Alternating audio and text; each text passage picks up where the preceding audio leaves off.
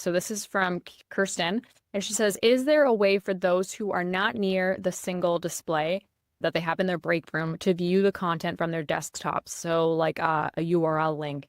Can you show everybody how to do that? Yeah, absolutely. That's a great question. So you want to be able to see what's going on that display, but you're not near that display. So how do you do it?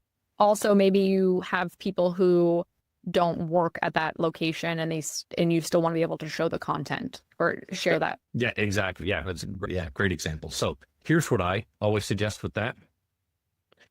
You can go to whatever schedule. So we'll say this one is the front lobby or whatever the display is that you want to see. We'll go into the schedule. And notice when you're looking at, and this schedule could, of course, have a whole bunch of different presentations in it. Notice down at the bottom of the preview window, there's a little button there that says share. If I click on that, a little URL shows up. I select a copy. I'll drop this into a browser window, and this is going to show me exactly what's playing in that schedule as it would appear on that display.